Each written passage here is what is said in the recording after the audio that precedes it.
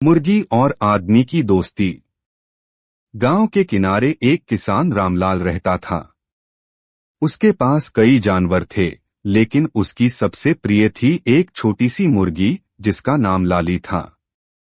रामलाल उसे बचपन से पाल रहा था और वह उसके साथ घर के सदस्य की तरह रहती थी। लाली रोज सुबह रामलाल के घर के बाहर आकर कुकड़ूकू की आवाज निकालती और रामलाल हंसते हुए उसे दाना डालता।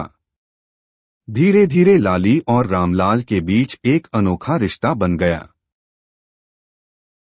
लाली हमेशा उसके पीछे पीछे घूमती और जब भी रामलाल खेत में काम करता तो वह वहीं पास में बैठ जाती। एक दिन गांव में एक लोमड़ी आ गई जो मुर्गियों को पकड़कर ले जा रही थी।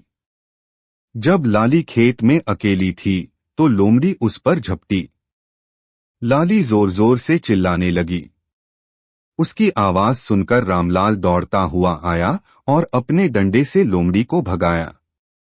लाली डर से कांप रही थी, लेकिन जब उसने रामलाल को देखा तो वह उसके पास आकर छुप गई।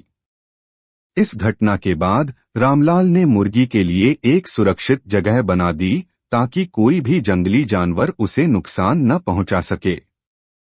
लाली पहले से ज्यादा रामलाल से जुड़ गई और उसकी परछाई बन गई। यह दोस्ती केवल एक किसान और मुर्गी की नहीं थी, बल्कि एक सच्चे रिश्ते की मिसाल थी जिसमें प्रेम, विश्वास और देखभाल शामिल थी।